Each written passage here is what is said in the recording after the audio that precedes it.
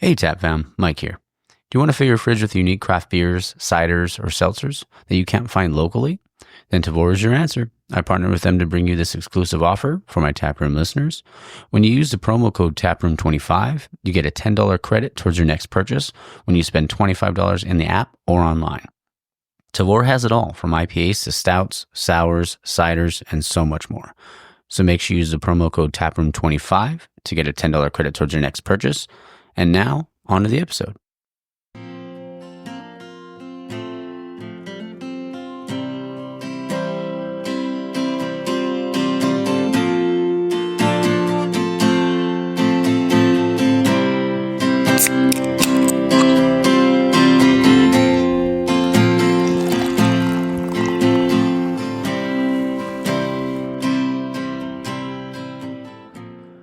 All right, and we're back.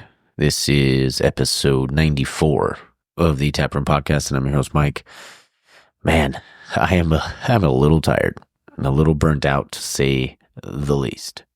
It's been a busy few days. Like Thursday, obviously, was Thanksgiving. Wednesday, went out to dinner for my cousin Bailey's birthday. She's like my little sister, so happy birthday to Bailey. Yeah, I had to go to 2 Thanksgivings. So Thursday was busy, to say the least. Got to watch the Packer game, which was cool. They won. That's great. But yeah, this is episode 94. We'll jump into all that other stuff in a second. This is episode 94 with Andy Link, the brewer from Common Space. I can't say enough good things about him.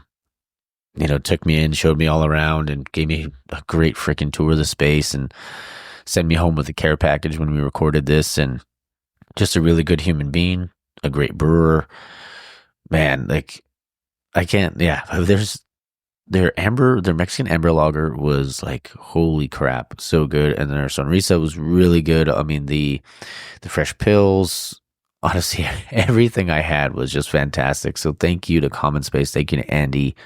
If you're in the area, you got to go to Hawthorne. I mean, you could go there, and then, you know, you got LA Ale Works just across the street too. So you can, you know, get out there and support local businesses, support local, drink local, and all that stuff. But definitely get out there and support. My nose sounds a little stuffed up today. Like I said, it's been a long weekend. Even on Friday, I went and hung out with Lucy from Louis Liquor. They were doing a holiday showcase at Congregation Ale Works in Azusa. Got to go hang out with her for a little bit and to do a little bit of content stuff. I didn't have time to edit that part. So that's going to be tacked on to the end of next week's episode. But we got to meet some really cool people. And yeah, I'm excited for you guys to hear that. And then yesterday, had to be up, got up about 5 o'clock, had to go to I didn't have to go, but I went to the USC game, got hooked up with the suite. So it was the on-field suites. Man, that was fun. I hadn't been to an SC game in so long, and I kind of forgot how much I missed it. So it was fun to do that. Oh, and also I went to Level Up on Friday. That was fun too. So it's been a weekend, and today I'm going to Pete'sport. So it's kind of never ending. But yeah, I got my coffee here. I'm in my Red Leg brewing cup, and yeah. So I mean, it's been a fun 4 days off, but I am fucking tired, man. But looking forward to a beer later, and looking forward to some pizza at Pete'sport. All you need is a little bit of coffee. I've been drinking this, and this isn't a plug, 10 Mushrooms coffee for about 3 weeks now. Stuff works. It actually really does help once I start drinking it. I haven't even had a sip yet because I started this, but it's really good stuff. I was going to talk about some upcoming episodes, but the episodes, I'll do that in the outro. Also, trying to think, I am going to be dropping a new shirt, the Find Your Beer one. This one's going to be the Lord of the Rings base version. Jake's just putting some final touches on it. And also, speaking of my brother Jake, you can go to his wildrileysupply.com. You can also follow Wild Riley Supply on Instagram. And speaking of merch, my good buddy, Art, LA_BrewLife on Instagram, has entered the merch game. You can go to his website. It's labrewlife.shop. And you can also go to his Instagram. It's LA_BrewLife. And he has his merch link in his bio. Honestly, I'm super stoked for him. they wanted to create the initial collection almost like your beer order. Sometimes you feel like crispy lager. For that, they have the crispy classic tea, which is honestly one I'm going to get. It's the modern LA logo. It's like a navy blue with like the gold and his logo and the LA in the middle. It's honestly really sick. So you got to get over there and check that one out. But even if you want like a full-bodied West Coast IPA or hazy IPA, they have their medium weight like street drape tea, which is pretty badass. And also, if they also have one like if you're feeling like a robust imperial stout or double IPA, they have the heavy hitter tea, which is a heavy white weight like boxy tea, because I know some people like those. I can kind of picture my boy chewing one of those for sure. And like any like proper brewery, like obviously they're going to come out with more and more special editions, maybe some seasonal ones, stuff like that. So stay tuned, but make sure you definitely visit labrewlife.shop, gear up, drink local, and rep LA Brew Life. Got to go out there and support my boy. All right. Well, I hope you guys enjoyed the interview with Andy, and stay tuned for the outro. Cheers, Tap Fam. All right, guys, we're back in the tap room, and I'm your host, Mike, and I have a very special guest on the show today. It's Andy Link, the brewer for Common Space Brewery in Hawthorne, or it's Common Space LA. How you doing? I'm good. How are you? I'm doing well, thanks. Thanks for coming on. Yeah, thanks for making it all the way to Hawthorne. It's not the center of the world for everybody. So. Oh, all good, man. I mean, because you're only like, I think it took me like 25 minutes to get here. That's nice. Yeah, because I'm only in Bellflower, so it's not too far. Cool. Yeah, I live in Highland Park, so I trek across town every day to get here. Oh, and I bet like the traffic going back and I mean both. Like, yeah, because you're coming this way towards traffic and then when you're leaving too. So I bet that's rough. Brutal LA talk. Traffic, yeah. Oh, yeah. Yeah. Oh, man. So we're having a couple of beers right now. We're starting off. I'm having the Good Signs IPA. You said it's your core West Coast, right? Yeah. It's our year-round West Coast IPA. We do a lot of what we call specialty one-off IPAs, both in hazy and West Coast. We're doing basically about one a month of each, a specialty one-off West Coast and a specialty one-off hazy. But this is our year-round West Coast IPA. Okay, awesome. Selected lots of Simcoe, Mosaic, Centennial, and it has some Crush, formerly HBC 586. There we go. Yeah, you were just telling me that you guys go up to Yakima every year to be able to pick everything out. So that's pretty, it must be fun. Super rad. I mean, you get so inspired talking to all the farmers when you're up there. They put so much time and effort into creating this product. So establishing a relationship with them and the entire like extended network of farmers and growers up there it's super cool. Yeah, it's great that we get this super special hop lot at the end of it. It's sort of the party favor, but really we love it just to go up and hang out with those people. Oh, I bet. I mean, every time I see like people, because it's every year, when the people go up there for the harvest and I see it just looks so awesome up there. It's rad. Really, I mean, you should try your best to make it up there because it's unlike anything else. You literally show up in town and it smells like Citra. Oh, that's awesome. You're just walking around in hop aroma constantly. That's so cool. It's super rad, yeah. Well, cheers, man. Yeah, Thank cheers. You. Yeah, very nice meeting you. Thanks for coming out here. Shout out to some of the friends that you've had on your podcast beforehand. Oh, nice. Anyone specific? Do you remember? Well, I know Rob was just across the street. Mm-hmm. He was telling me about your podcast, just after you'd already reached out, and I think you've had Ian and Rick from Stereo on. Oh, yeah. All those guys. Great people, man. Just great people. And so I love the industry because everybody's close, I feel like.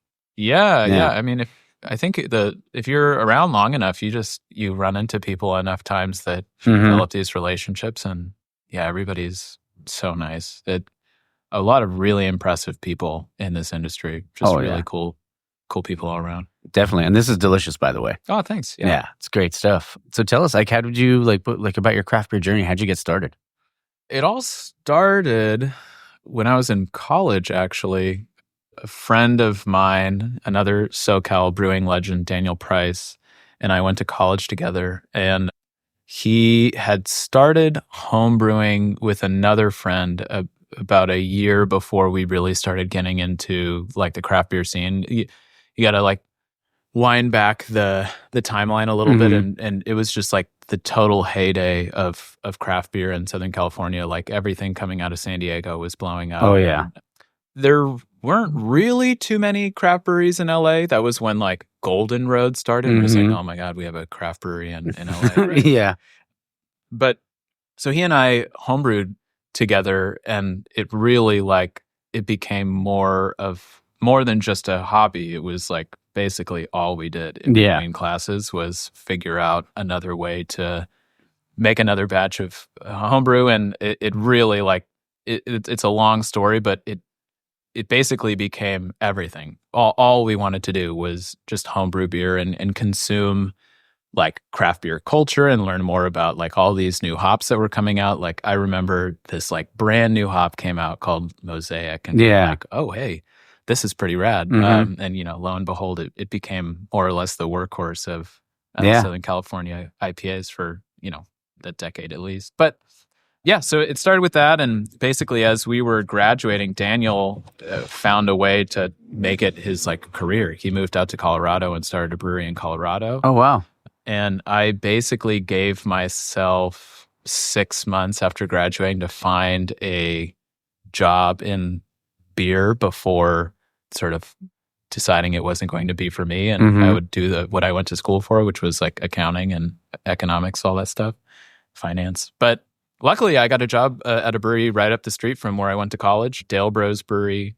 Okay. Now it's called Last Name. I don't know if it's still in business. I know that then they're getting close to I think the last day of it being that name, I think is like the 23rd or something. And then somebody else bought it? Yeah, it's going to be called Mount Baldy. Oh, Brewing. Cool. Yeah. All right, great. Yeah, so I worked there for a while. That was like my first job out of college. Okay.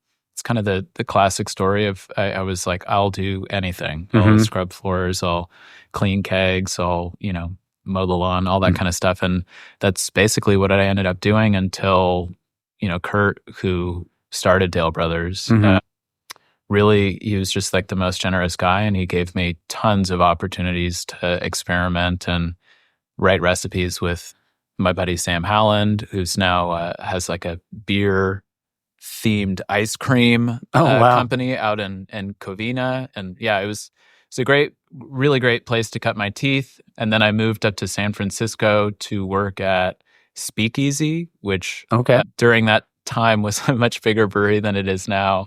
They've sort of gone through various rounds of bankruptcy and different types of ownership and whatnot. But that's really where I went from a relatively small local brewery to a brewery that was internationally distributed. We were just like cranking beer all the time. So it's a totally different type of education, really, really big brewery. We were making like, 300 barrels of beer a day. Wow. Just cranking. And, their brewery's a lot larger than that. But anyways, it was another great experience. I got to live in San Francisco during sort of the height of that city and the tech boom. And it was a crazy time to be up there. I bet. And then that's where I met Kushal Hall, who's our director of operations here. Okay. He was my boss at Speakeasy. And basically just before the shit hit the fan at Speakeasy, both of us left for different reasons and ended up back down here in LA. And so we would meet, from time to time to like just, because we were friends and get beers at the Hermosillo up in Highland Park where we both live. And yeah, we were just chatting. And then one day he's like, hey, I think there's like a brewery that we might be able to open in Hawthorne. So everything kind of switched at that point to, planning our reverse osmosis water system and, the layout of the brewery and all these different things. And, a couple years later, it became obvious that this was like a real deal and it was going to happen. And I met Brent, who's our CEO. And yeah, it's just basically from there, I moved over here and been working on we're working on getting this place open during 2017. We opened to the public in 2018, and here we are. Rest is history. That's awesome, man. Yeah, that's cool. I mean, and that's a great story because like just like me, you mentioning last name, like I just had she's their head brewer now, Hannah. She's a sweetheart up there, but I mean, like last name was great, and like what you guys are doing out here is pretty phenomenal. So you said it was 2018. Okay. What was it like during like COVID and all that stuff? Oh, I mean, I'm sure it was nuts. COVID was so crazy. Yeah, so the shutdown in March happened like just before it would have been, I think, our 2-year anniversary. We opened in, I think, April.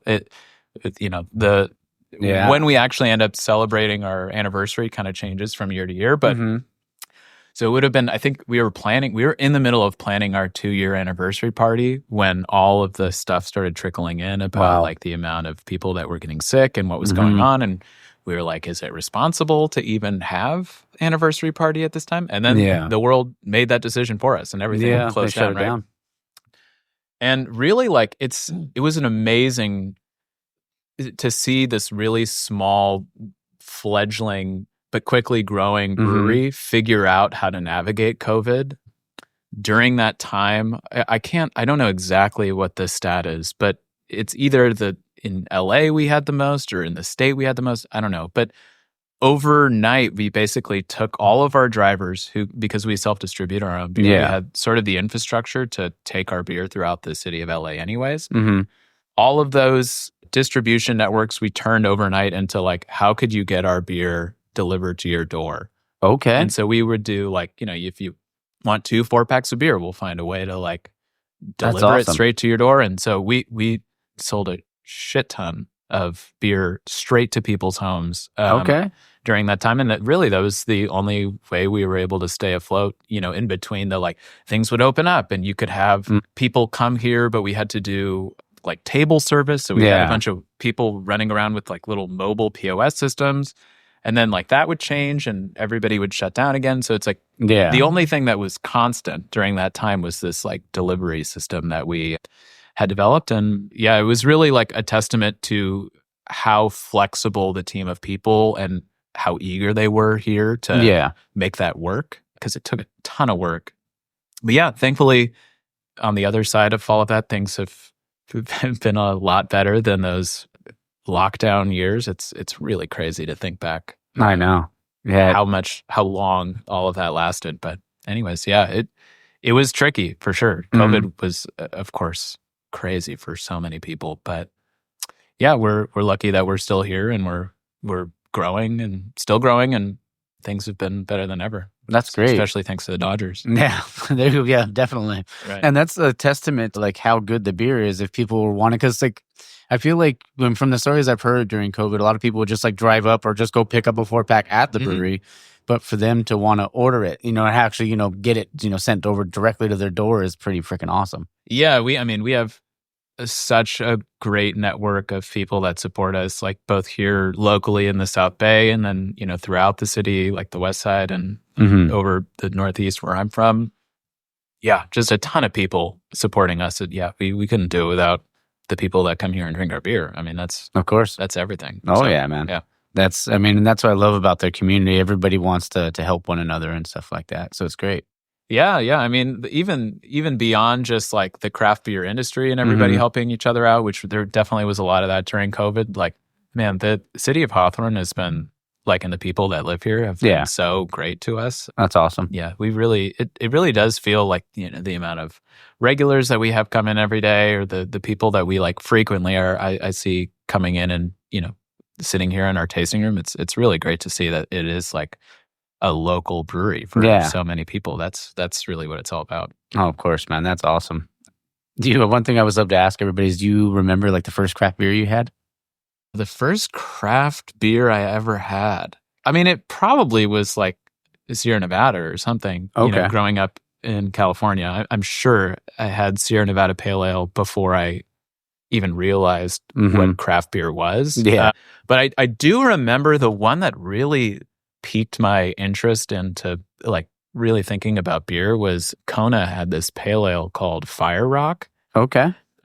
That like I remember distinctly you drinking this beer and being like, man, there's got to be like fruit in this or something, because there's like passion fruit or some type of flavor in this, and me thinking like, okay, it's a brewery in Hawaii, maybe they put like passion fruit in the beer, and that's how it works. And it's like, no, reading, I'd look on their website and it's like, it's these things called hops. Like what's that all about? Yeah. And so then you sort of get into this rabbit hole of hops and you figure out like, oh wow, like the oils that these hops produce are the same oils that exist in all of these fruits. Yep. That's crazy. And obviously it has transitioned from being just an interest of mine to like my career and more. But yeah, hops are crazy. So Fire Rock definitely was the one that made me think like, what is going on here? This isn't just your normal beer. And sure enough, and then really I think like a lot of people at the time, then you transition from like stuff like Fire Rock or Sierra Nevada Pale Ale to Belgian beers, and that's like a whole other world that opens you up to Europe and everything. So yeah. I don't really drink quite as much beer nowadays as I did back then, but man, it was a really great time for craft beer, and it still is a really great time for craft beer. But yeah, I was just like right at the right time of being like of legal drinking age, and all of this stuff was opening up. It was a lot of fun, really cool. Yeah, the first time I ever heard of like craft beer, because I mean, my dad would drink Sierra Nevada, but I didn't know it was like craft beer. I just assumed, it was like when I was a kid. Yeah, exactly. It was like dad, and he would drink like Amstel Light and like Newcastle and all that sort of stuff. But the first time Coors Light in my family, that's what everybody in my family is drinking, Coors Light. So yeah, whenever I had Sierra Nevada or wherever it was, it must have been like, geez, this is like totally completely different. Yeah, when I first had a double bastard, I was like, "What is this, and why did I put this in my mouth?" Yeah, my palate wasn't ready what for is it, man. This?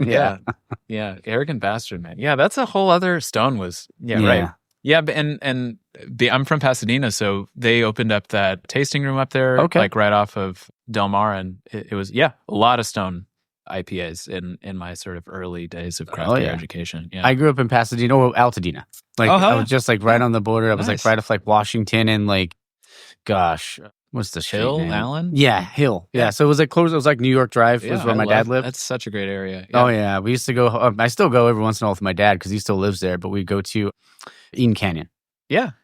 There's a really great beer bar up there too, Lucky Baldwin's. Oh yeah, geez, I haven't been to Lucky Baldwin's since I was probably like 22, maybe. Sure, yeah. I mean, but man, they're like legends. I remember that was like the first place that I could get Craftsman beer, like Mark Jilg's brewery from Pasadena. He's like the OG for craft beer in LA, craft brewery.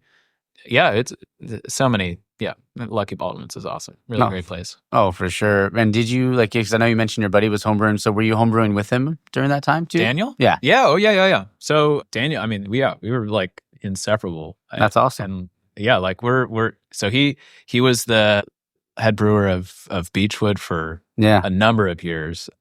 Now he's Rip.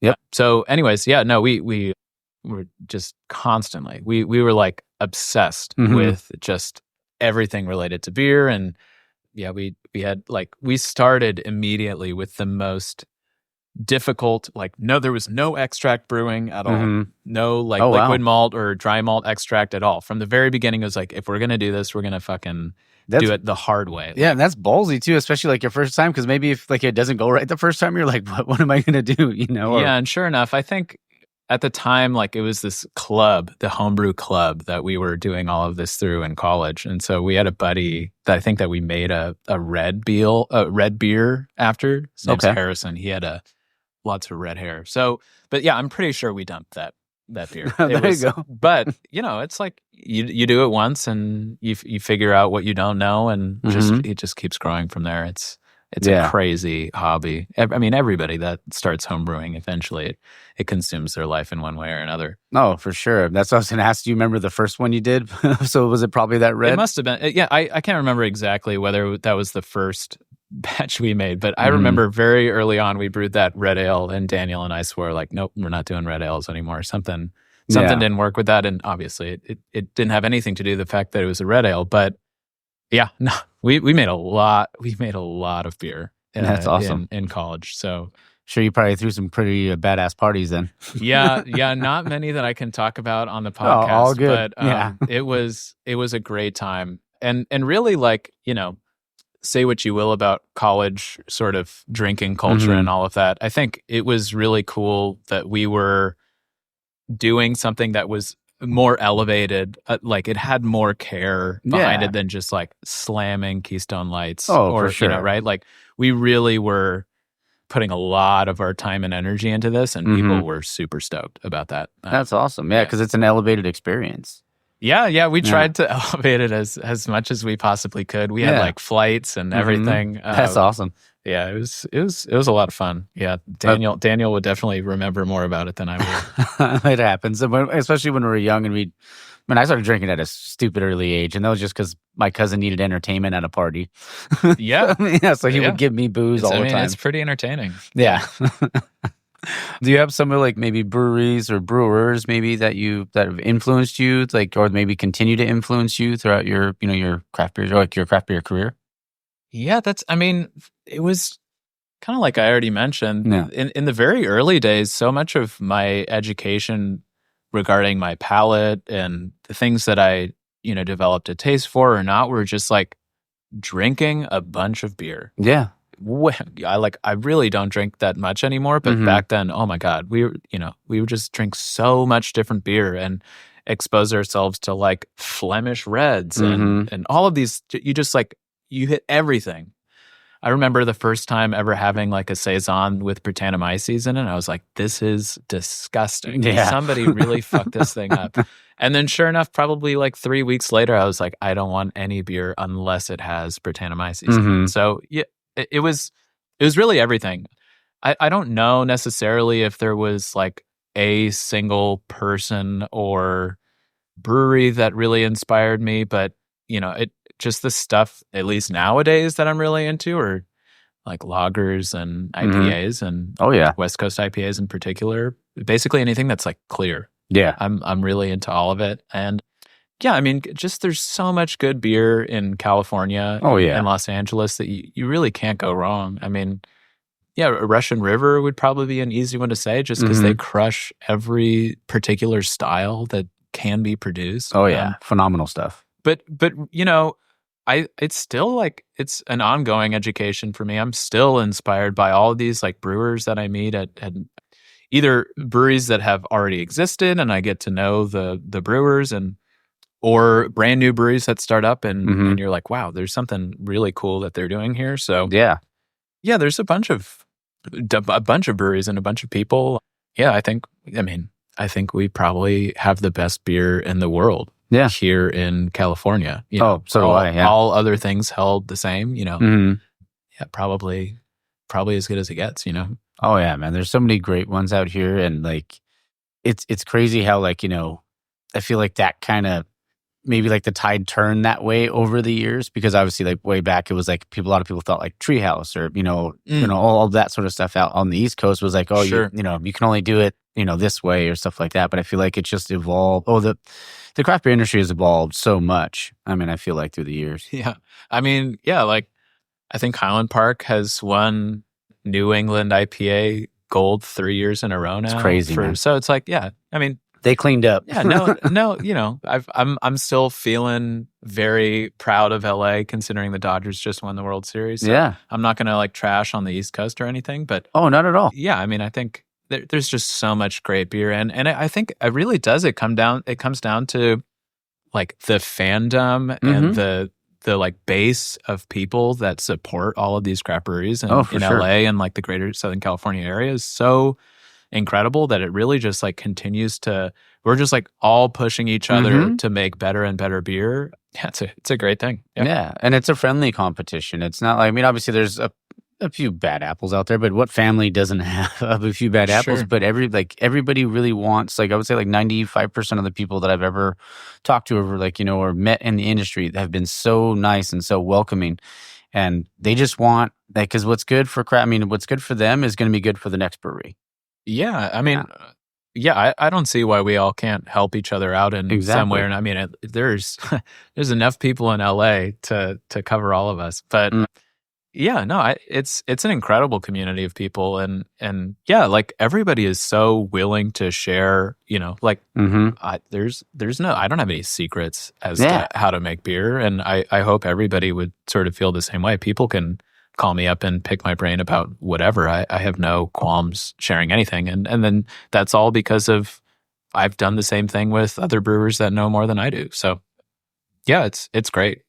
We have a really special industry in craft beer. Yeah. Yeah. I think at least in my eyes, it's the most unique industry out there where it's like there is that open collaboration where it's like, if you look at like wine or something like that, it's like, this is our thing.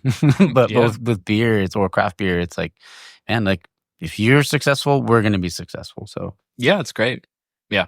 It's I could talk about it forever, but there's just so much good beer. Oh yeah, there's phenomenal stuff. And you guys, I mean, Fresh Pills. Like, remember I tried that like a year ago. Because I hadn't tried it before, and I saw it. I was like, oh okay. Like I was like, I want that, because anything with Pilsner for me too. Sure. It's like Pilsners or lagers, because if you do those right, I know the rest of the beer you make is going to be great. Sure, yeah, it's tough, man. I mean, that was sort of one of the things that we really wanted to focus on when we opened up, was despite I think at the time there maybe were like more than 80 breweries in LA. There just wasn't, and part of it could have just been the climate for what consumers were interested, but there just weren't too many people focusing on lagers. And it was something that, like, at the start, we were like, this is going to be a huge part of our identity as a brewery, is focusing on lagers. Yeah. And I mean, at this point, it makes up an enormous, over 50% of our total production are lagers. So love that. Yeah.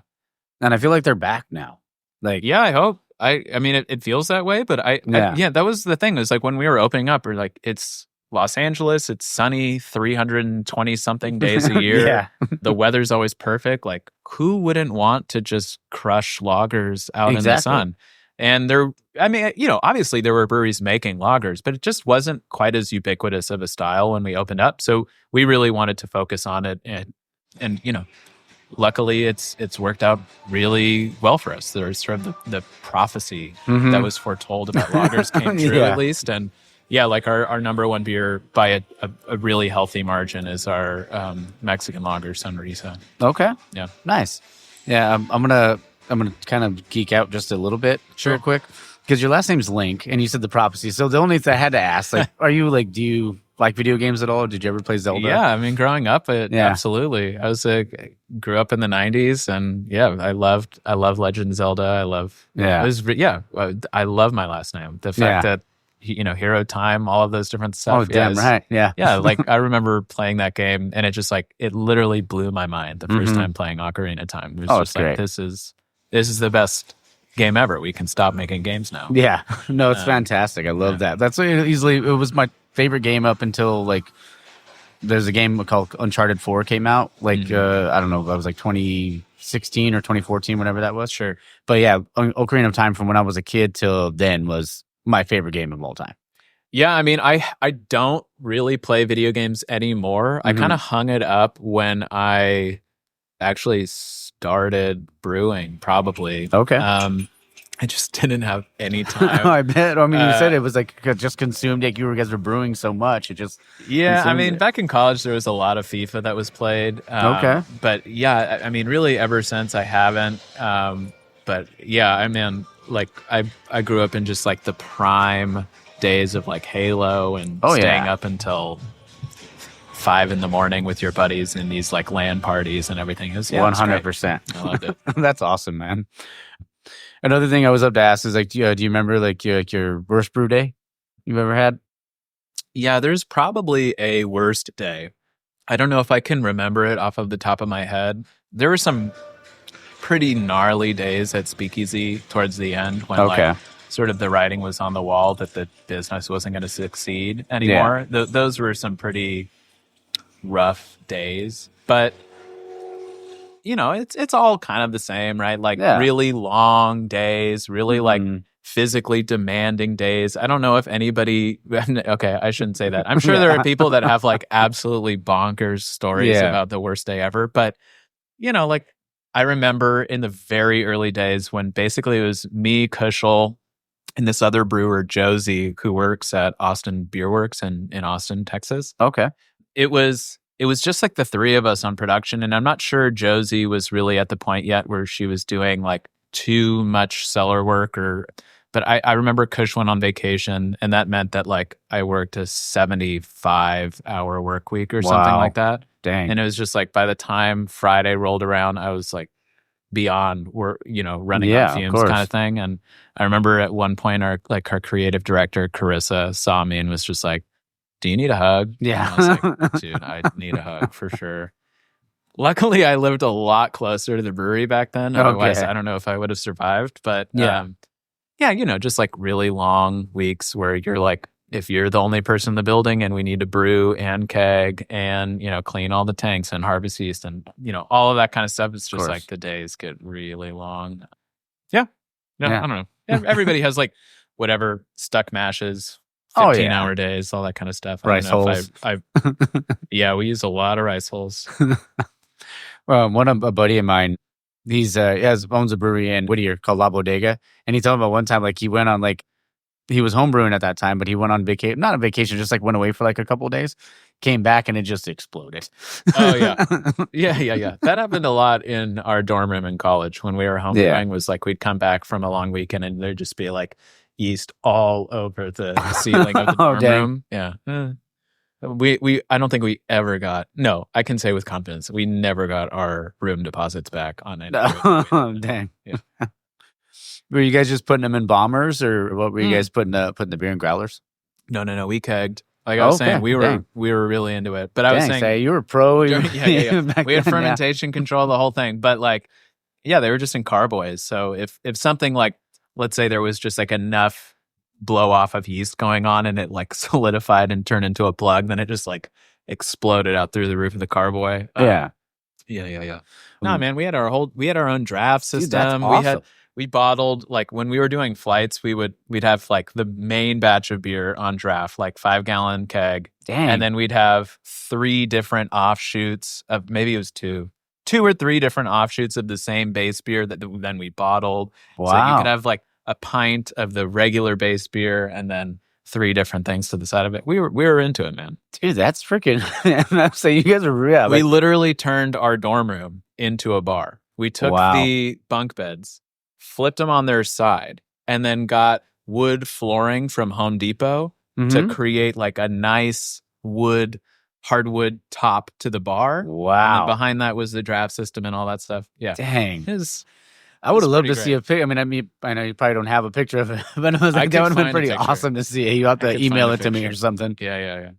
That's so cool. I mean, I don't think I've ever heard anybody do that in a dorm room, man. We literally would have professors coming into our dorm room after class to get beers at the bar. That's crazy. Freaking that's a first ever on the Taproom Podcast right there. That's awesome. Yeah, I hope the statute of limitations on that kind of thing is you'll be all right. It would have been a while ago now, right? I mean, I feel like I'm just keep getting older, and it's like, oh man, like what did I do when I was like 12 or 13? Yeah, Yeah, I mean, yeah. I'm sure it's fine. Oh, yeah.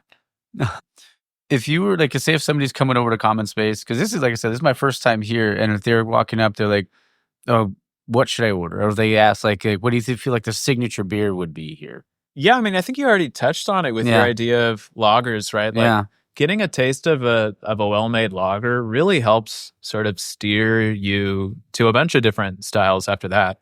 I think we make really great lagers. I think Sonrisa or like Mexican style lager is in terms of a style that is very approachable for most people that don't just hate the taste of beer. I think it really like opens you up to a bunch of different possibilities. So I would say for sure, if you've never been here and like you don't know where to start, definitely get Sonrisa. I think it's the thing that we're probably the best known for in LA, maybe with the exception of Fresh Pills, depending on what type of beer you're already into. And then, I mean, we really do focus on having excellent core beers. So like our core hazy or our core West Coast, we have a core amber lager named Con Amor.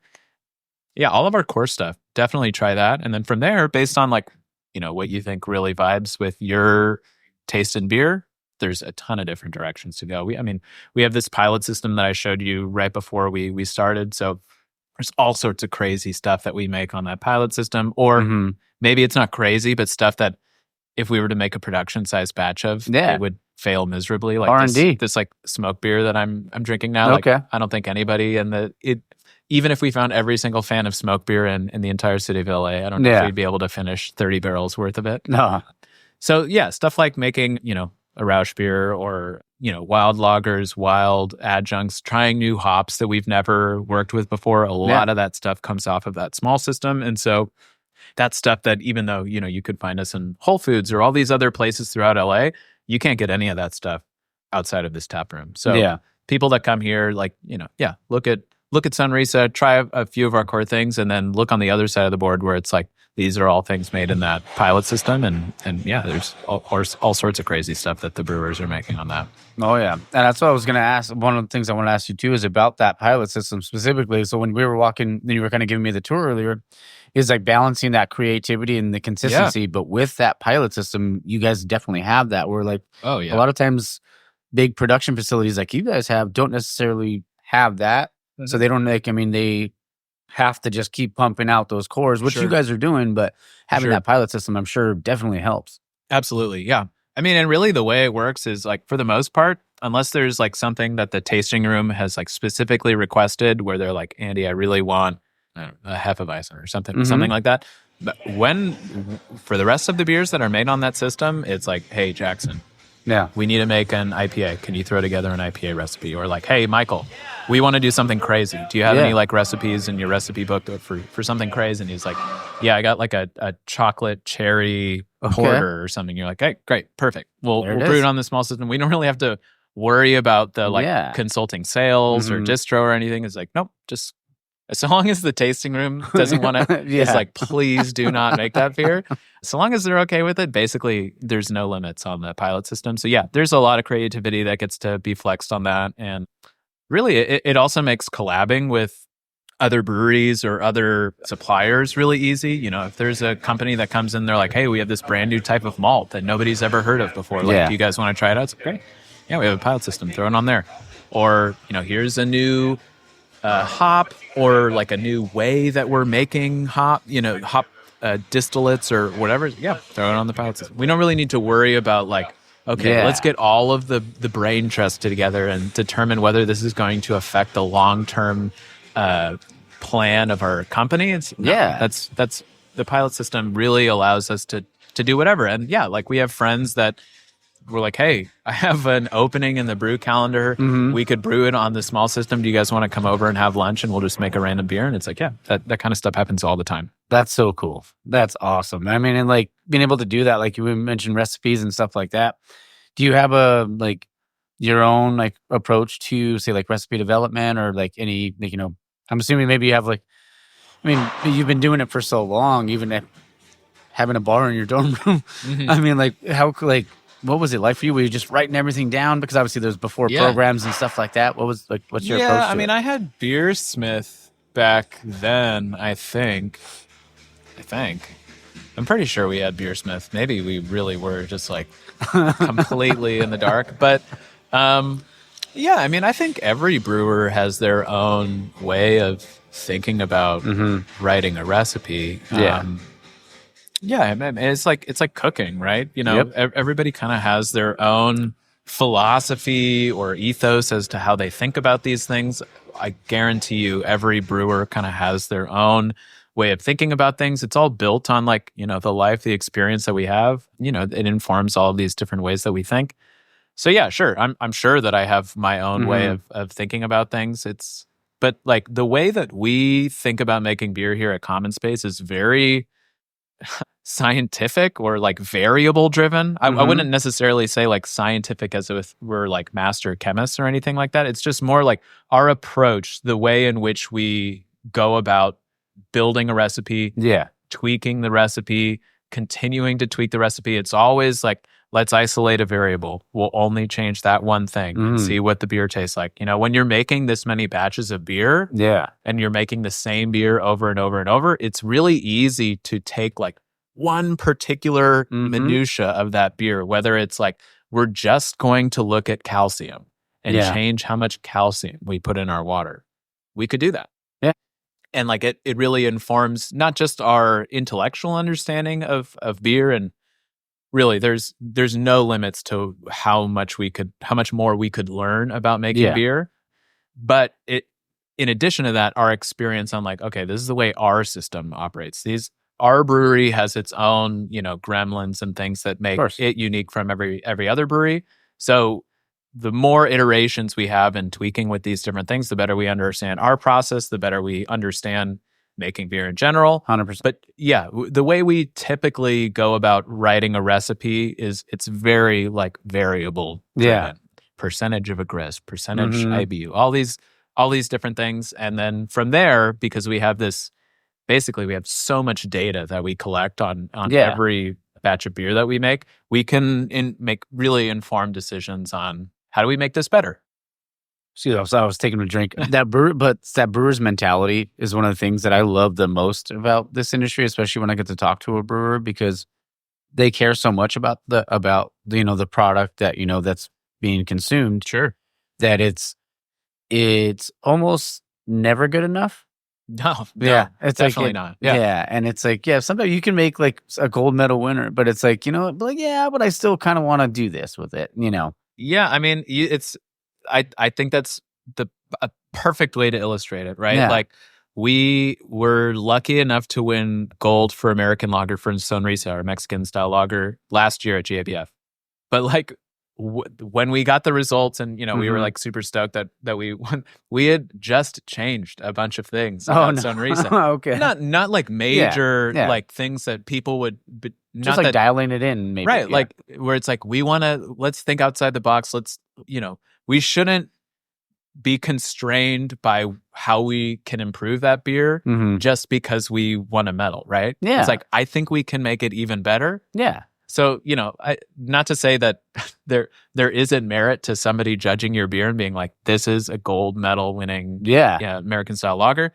We're like, but we also think like that's not there's no like final ending point. We can always make it better. Yeah. So to your point, you can win an award and then the next day be like, let's change it. Yeah. And it's like that continuing, like that mentality that you just want to keep growing. Like you want to keep, especially in this industry, you want to keep learning. Yeah. And that's where all these like collabs that we do with various breweries, they're invaluable because everybody has such a unique perspective on how to make great beer that it isn't necessarily just like a pro tip, like, hey, you should do this with your dark malt before you whatever. It's like, I like to think about it in this way. And maybe it's a way that you've never thought about making beer before. And you're like, wow, just the fact that they approach this in a totally different way inspires me to think about beer differently. Yeah. And that's a perfect segue because I was going to ask you next about like if there was a brewery out there maybe that you haven't collabed with that you would want to, like or a brewer specifically or just a brewery in general. We're really lucky. We, at least in Southern California, everybody is so willing to work with one another. Excuse me. We've done a ton of collabs. We're constantly doing more collabs. Really, the only ones that I can think of are breweries that we will never collab with because it's not going to happen. I mean, I hope that someday I get to listen to this and be like, oh, we did a collab with them. But like, these like heritage breweries in Germany or Belgium where it's just like there's so much history behind the way that they make beer to be almost sort of like intentionally pigeonholed into like using a very particular historical significance or something that it's not just like, hey, we'll do whatever. It's like, no, you need to make like a triple decocted Märzen. It's like, wow, okay. Yeah, that's not something that we would ever make here on our own system. But, if we were to do a collab with a really rad brewery, I'm sure we would. But I don't know. Some like Augustiner in Munich. That's like my favorite brewery on the planet. Yeah, there's so many. Yeah. That's cool though, man. I think honestly, you're the first person to ever say like somewhere over there, and not just somewhere like a brewery in Southern California. Oh, yeah. So there you go. Yeah. First time on the show. I don't know. Maybe it's just because we've gotten to collab with so many awesome breweries down here in LA already, and the rest of Southern California. I feel like there's no brewery down here that it's like it's not possible that we could do a collab with. But I'd love to do an international collab. That would be rad. That would be pretty crazy. My buddy Kevin at Fig Mountain, he got to do an international collab a couple of years ago with Meisel Brewery in Bayreuth. Oh, nice. In Germany. So anyways, it's possible. It could happen. Oh, definitely. I mean, by chance, did you ever know Nadav over at Long Beach Beer Lab? No, I don't know Nadav at Long Beach Beer Lab. Yeah, he used to. I mean, he was there. Now he's at Beer Bazaar in Israel. But now, the owner, Levy, was he just flew over there, so they're doing a collab together. So Long Beach Beer Lab and Beer Bazaar. So we had an international collab. Yeah. There you go. Hey, man, that's what it's all about. Yeah. Broaden her horizons outside of Southern California. Sure. And man, you know what's crazy too? Like even like with the hops, like doing it in different like regions or something like that. I always find it like fascinating when it comes to like we talked about hop selection earlier, how like you can get say Citra or Mosaic from like one part of the country and then maybe get it from a different part of the country and it's a completely different flavor profile. I'll one up you. Yeah. You can get Citra grown from the same farm. Oh, really? That are completely different. Wow. They're just grown in different acreages or the amount of sun and how that's true. Yeah. how wet the soil is because there's a river that runs, close enough. Like going up there and doing selection was such an eye-opening experience in the way that you would imagine, okay, Citra and Fuggles or Citra, I don't know, pick two hops that are opposites, right? Yeah. You'd be like, okay, these are opposites. But sometimes you get on the table and you have like, let's say like you have 8 cores of Citra that you're grabbing. And you're like, dude, there could be like 4 different hops on this table, but it's all Citra, right? Yeah. So the lots that you get can vary so wildly and widely that, it's one of the benefits of going up and doing selection is like, you can get your hands on early on and determine like, this is what I want to work with. But beyond that, it really just opens up your eyes to like, this is an agricultural product. And because you're doing it blind, or at least because we're doing it blind, we're putting sort of the sensory elements of the selection first and foremost. Yeah. We don't know like what the oil content is, the alphas, which farmer grew it, blah, blah, blah, blah. But if you do it long enough, and this has been true a couple times for us, but we know that we have some friends at other breweries where this is definitely true, that like year over year over year, when they're doing the selection blind, they still select the same farm for their Simcoe or their Mosaic or whatever. And beyond that, even if, let's say, and I don't know if this is exactly true, but this is the way I like to think that it happens, even if they were to get like 8 cores from the same farm of Simcoe, they choose the same lot every year. So the same acre. So something about whether it's like the terroir or the ethos of the farmer even, right? Of like the way that they think about growing Citra or Mosaic is unique to them and their piece of land, their, moment in time, all of these things. So there's like a romantic element to brewing, just like there would be with wine and different vintages and stuff like that. But the agricultural component of beer is so rad. And the people that are working tirelessly year round and on season and off season, they put so much time and effort into making really high quality products. And we're lucky in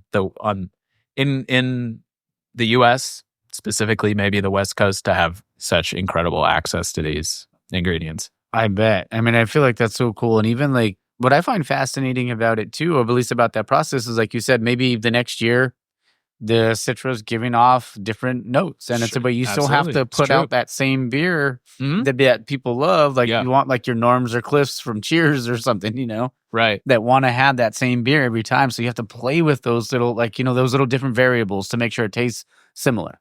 Yeah. I mean, I could talk about this for a long time, but there are a bunch of different ways of approaching that problem. And we, at least at Common Space, speaking for myself, tend to prefer this idea of we wanted to pick the highest quality version of that ingredient every year. Rather than like it has to taste exactly like this all the time. Now, I promise you, that is definitely a consideration that we think about when making all of these beers. But really, it's more like, okay, we had the opportunity to get our favorite lot on the table, but we turned it away because it also had some cantaloupe flavor to it this year, and normally it doesn't. Nah, man, get the best one. And we can sort of reverse engineer some of these other flavor considerations later on with the other types of hops that we put into a particular beer. Like the Good Science that you just had didn't used to have Centennial in it. But like we threw in Centennial because it promoted some of these more citrus forward flavors that maybe 2 years ago the Simcoe that we had was like a little bit more citrus forward than the Simcoe that we saw. So there's like other ways of figuring all of that out. Yeah.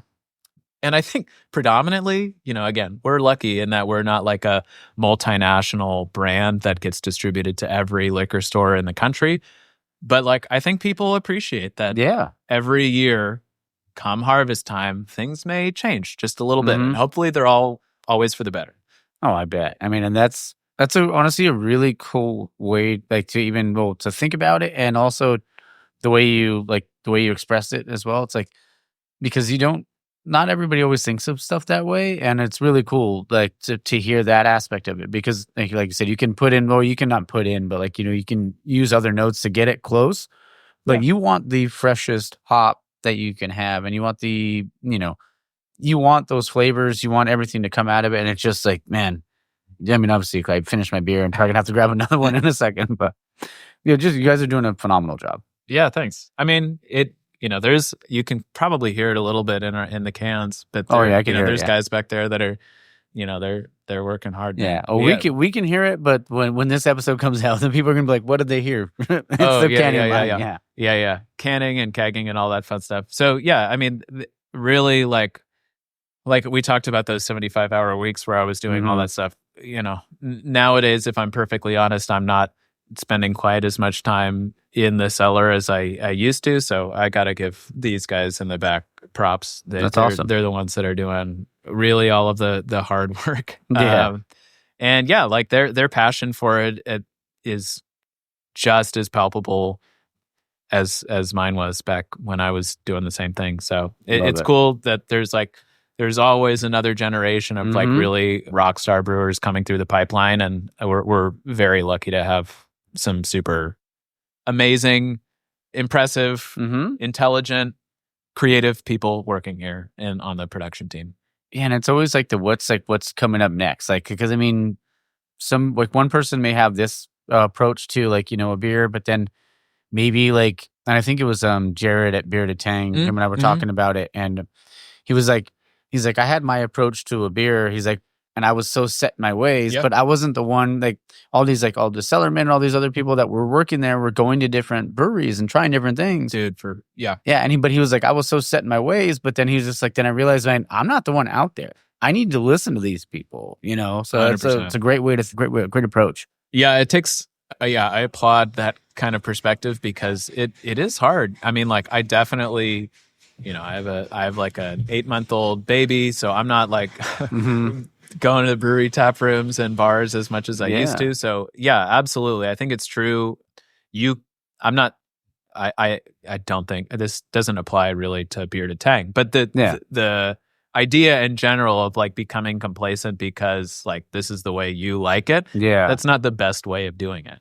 Exactly. So long as somebody can come to you and be like, I think we could do this better, and you'll listen to that idea, that's the way it should be.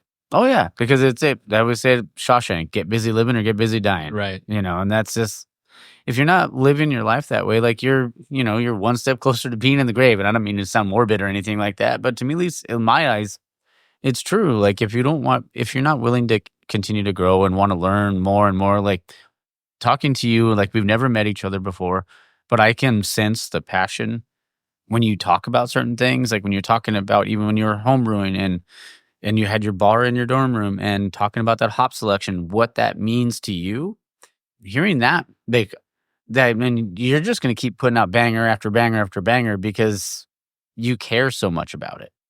Yeah, I mean, I think you just said it, right? Yeah. Like, we only have, okay. I don't know the answer, how many tries we have at this life. Yeah. But from the information that I've gathered, this is like our only shot. Yeah. So, why not be interested and engaged and have something that you're really curious about? It's a very fortunate position to be in, to say, like, I don't necessarily need to worry about these other things. I'm just like, okay, how can we improve? Yeah. I'm lucky that we have like an incredible team, not just on production, but like in distro and sales and like HR and our ownership, all of that. Like, it's a very supportive environment to have those kind of ambitions. 100%. So yeah, I mean, we care a lot about beer and love drinking it. And yeah, like, but to your point, like, let's say, like, basically every time I go to rip, I'm like, damn, Yeah. these beers are just so fucking good. Yeah. Like I come home and I'm like, all right, Yeah. we gotta up our game, you know? Yeah. So yeah, I think I don't necessarily see it as a shortcoming that like we don't make the best IPA in the world. Like that's my goal, but like right now, rip, you know, they can kick my ass in the IPA. There's so many great, great beers out there, great IPAs out there, but the fact that you want to get there and you want to continue to like aspire to that. And this is, I mean, like I said, I've finished this one already, but this is phenomenal. It's like, it's a really good beer. Do you mind if we grab one more beer before we finish up? Of course. You can have as much beer as you want. Let's do it.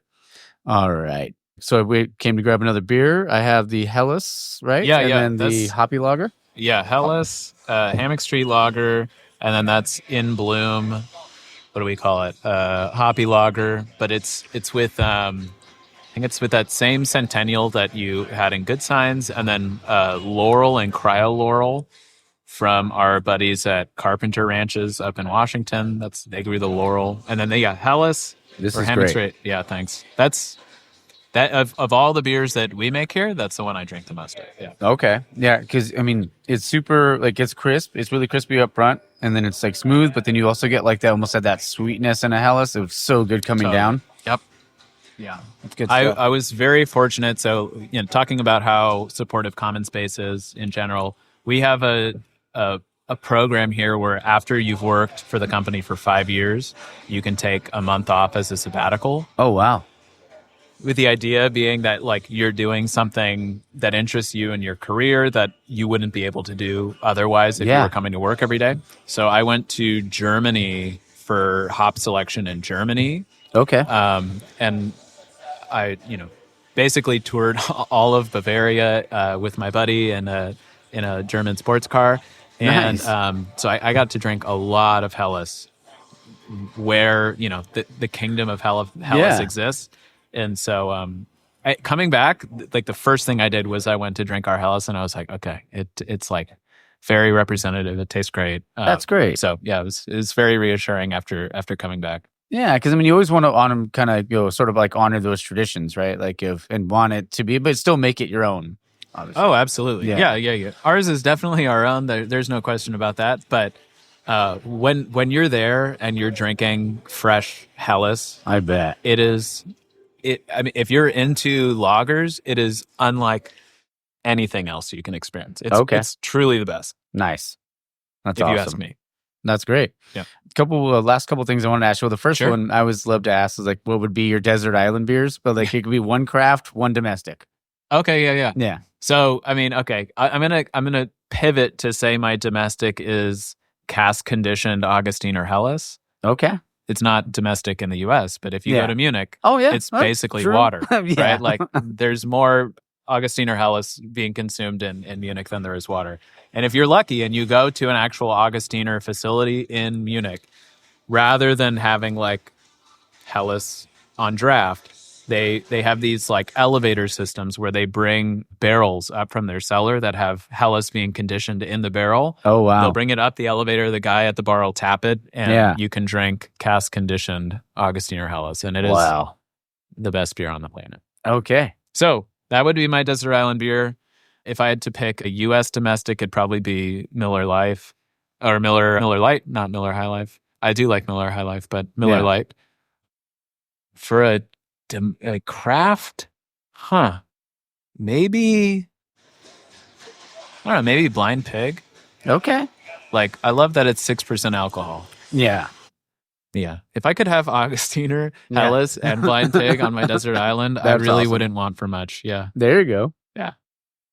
So yeah, that's I think I'm pretty sure that's Centennial and Laurel. I'd have to check, but I'm pretty sure it's Laurel because our Laurel's from Carpenter Ranches, and we just went up and visited those guys. So Okay. yeah,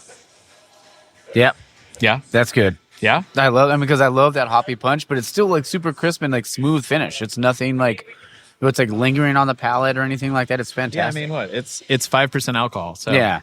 What more could you want? Really? Oh, it's great. Like this would be like if I could have this on a desert island, like as like a hoppy lager, like Oh Yeah. man, Hey. yeah. Well, That and hams. we've got plenty of it in cans for you. So Oh, sweet. Yeah, you're that and going home hams with- for sure. Yeah. I could drink hams like Man, all the time. I'm pretty opinionated on the Miller train. Yeah.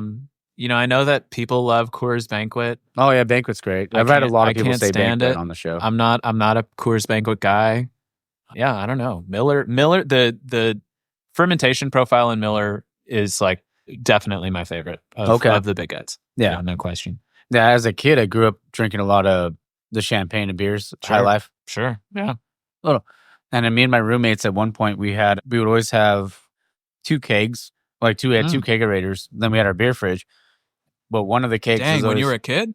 I mean, I was like 22 Oh, okay, gotcha. maybe. All right. Yeah, I'm 37 now. Yeah, I was like, damn, when you were a kid, you had beers on lock. Yeah, we had a keg of PBR. And Alright. people always ask, like, why do Sure. you have PBR? But it was like, it won a best beer in 1897. And then we had a Stone IPA. So we had Oh, the yeah, refined nice. stuff, Yeah, and then yeah, we yeah, had yeah. the cheap stuff. Well, I mean, yeah, and like, dude, bang for your buck. Yeah, it was like $60 a PBR keg back then, is- if yeah, not come on. maybe less. Come I on. can't remember. You don't have caviar every meal, you know? Oh yeah, exactly. But I used to love that house, man. Like we'd walk in the back, sit up, crush our, we'd start off with the Stone right away, and then switch once we were drunk enough. Then we would switch to the PBR because it would go down a little easier. Yeah. Those that are in the industry will remember that Daniel and I lived, the same guy that I homebrewed with. We lived together in Long Beach, and yeah, our house had a lot of beer, a lot of beer, and a lot of booze. Yeah. That's awesome. And I normally close out with asking like what the craft beer community means to you, but I know we've Sure. kind of touched on that Right. already. But if you could, we'll end it with like the favorite food to pair with a beer. If you had to choose like wings, tacos, pizza, or burgers, what would be your kind of go-to?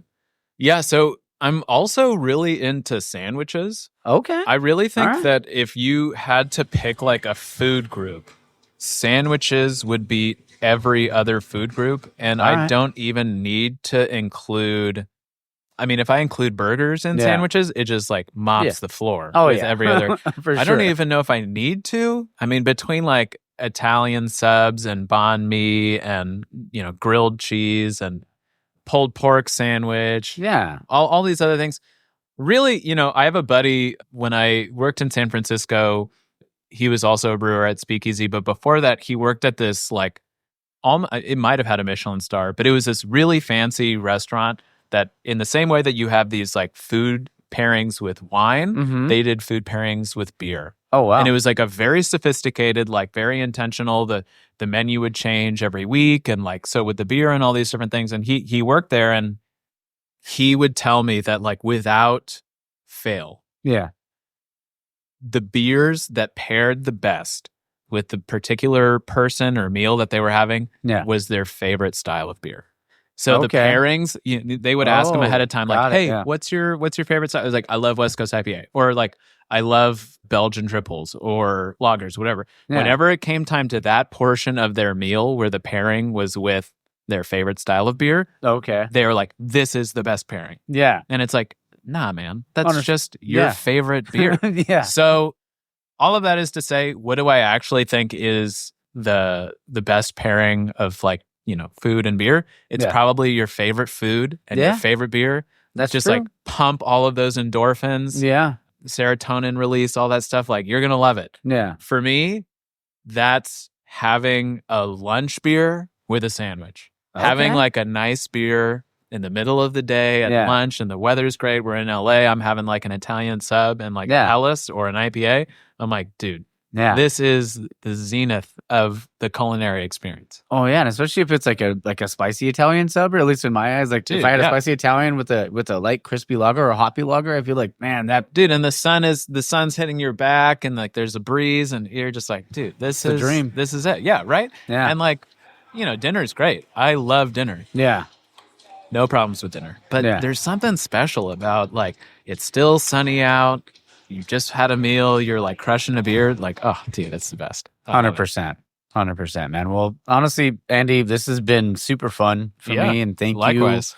for allowing me to come down and hang out at the brewery. This is a really honestly just like an impressive facility, Thanks. and You got great beer. You got great art. I mean, clearly you guys have food trucks all the time. Oh, one last thing. I saw this because I follow you guys on Instagram. Yeah, sure. I saw how nuts it got in here. Dude. The day that Isn't they that won. crazy? Yeah. Yeah, it's so cool. I was like, holy shit, that place is probably like the place is probably rumbling, I bet. Dude, yeah, whatever. It's not we're not state of the art or anything, but we have like a Slack for like every single department, right? There's like tasting room Slack, all these different things. And I'm like on all of them. So we get this like, on what was it? So game 5 would have been Wednesday. Wednesday, right? Yeah. So on Wednesday it's like everybody's just gone bonkers, right? We're like, everybody's so stoked. We're huge Dodger fans. Like, couldn't have been more stoked. And so, like, we get a text or a Slack from one of our tasting room leads who's also a huge Dodger fan. And honestly, he made the whole playoff experience so dope. He, like, hooked up this, I don't know exactly how he did it, but he had this, like, keyboard or whatever where he was, like, during the game, he would, like, press these buttons and, like, the organ sound from like Dodger Stadium would come through or something like that. Everything. He had like awesome. 24 different like sounds from Dodger Stadium that he was like playing during these big moments. That's so cool. And so everybody's here so into it. And so he gets this a Slack and he's like, it's 11 p.m. and like people are not slowing down. Yeah. Do you want me to stay open? Yeah. And we're just like, dude, absolutely. If Turn you're it cool out. with it, like keep the party going. So yeah, it was really like it was such an awesome people. The Dodgers, it's just different, man. Like, So anyways, it was a really great time. Everybody in the city is so buoyed by the win. And then, we were here on Friday. Like, we were here working during the day and like we opened up early for people to come watch the parade on TV here. There was like a bunch of people partying and then like whenever it was 10 in the morning, it was great. Yeah, it's a lot of fun. That's awesome, man. Well, I mean, because I'm not a Dodger fan myself, but I mean, I'm a Braves fan. I grew up a Braves fan. All right. But that's fine. But I always say, but my dad's a big Dodger fan. So he was like the first person I text, like, hey, congrats about them winning and stuff like that. But congrats to you guys. Congrats to the Dodgers. Congrats to Common Space. Man, you guys are putting out some bangers. And I'm buying a 4-pack before I leave. Well, thank you. Yeah. Sure. I mean, it's very nice of you to say. Honestly, it's such cliche, but it really is like this extended family of people that that work here. Like, we've been here now however long, and we've seen all these different people come in and out, and they all got their thing that they're doing, and they make this place their own. So yeah, it's a really rad place to be. Hopefully, it's a really rad place to come and hang out and have a beer. We think it is. So yeah, definitely. I appreciate you saying all that. That's very nice of you. Of course. And everybody listening, make sure you follow it's at Common Space LA on Instagram. Right. And then it's off of El Segundo. And if you're in a park in the back, it's Cerise. Bingo, dude. You nailed got it. it unlocked. Yeah. I was like, wait a second. I was like, how does that spelled? Yeah, you can see the SpaceX rocket from the tasting room. So it's Crenshaw and El Segundo. Okay. I think they were when I was driving over here, there was an oversized load and it looked like the capsule. I was like, is that what is dude, that it's going? literally right here. Like on Cerise. So yeah, we sometimes if we're here early enough, we see all sorts of crazy shit coming out of there. Oh, that's awesome. Well, everybody listening, you got to get down here, come down and support. I mean, this is a great space. And then obviously when opening day comes around, you have a place to come down and drink some beer, but come down and, partake in, obviously the phenomenal beer, the ambiance, the atmosphere, and they have food trucks here all the time. So definitely come down and support. Always remember, support local, drink local, and find your beer. Thank you again, Andy. Cheers. You got the greatest last name in the world. Yeah, I agree. Yeah. I agree. When I would play Zelda as a kid, last thing I promised. No, I'd always say Linkovich Tremowski, but Tremowski was from Encino Man. Oh, sure, yeah. But I would always call Link that. I'm like, what are you doing, Linkovich Tremowski? But yeah, that's hilarious. Yeah, man. Hey, look, I didn't really have any say in it. I love my last name. Yeah, but hell yeah. No, absolutely. Yeah, thanks for coming out, man. It was very nice meeting you, and hopefully we'll get to see you around a little bit more often since you're kind of local. Yeah, I mean, not far at all. I mean, that's like I would always kind of stay like towards Orange County when I was like younger. So like now I'm just like well, doing at least when younger when I mean the show. Like now I'm trying to go out everywhere. So yeah, man. Hey, dude, I got plenty of contacts. I'm gonna share all of my brewer friends with you so you can go and meet them too. 1,000% down. I always say I'm my plate's full, but I will scoot shit over and make sure it's like that Thanksgiving plate. So. Hey, yeah, there's always more room. Oh, yeah. Well, cheers, bro. Hey, Thank cheers, you man. again, Yeah, Andy. it was very nice to meet appreciate you. it. Yeah, cheers. Everybody come down, enjoy your beer. Yeah, take care. Take care. All right, guys. I hope you guys enjoyed that. Like I said, what a good dude Andy is. And we had a super good time sitting down there and talking. And honestly, I got to get back out there soon. Probably in the next couple of weeks. I need some more. I need some more beers from them, man. They're so good. But yeah, I got to finish my coffee here. Then I got to drive down to San Clemente. The upcoming episodes. So next week. So I'm actually starting to run low on some episodes, but I got some stuff planned, so we're good. Next week is the Arts District, and then the week after that is Pinter. I believe I'm going to be recording with Beer Dad and Brewed, their podcast soon, and then also Brew Stilled podcast pretty soon as well. I'm still working on some stuff for some breweries. Feathered Serpent, we got something in the works, and I also will be recording with Ian next, like on actually tomorrow, talking about their anniversary and what it's been like for the year for them. So I'm going to try to put out a reel for that for their anniversary, and then also do a little something like do an episode together. So, all right. Well, I'll also be recording with my brother, and then we got episode 100. I can't believe we're already at 94.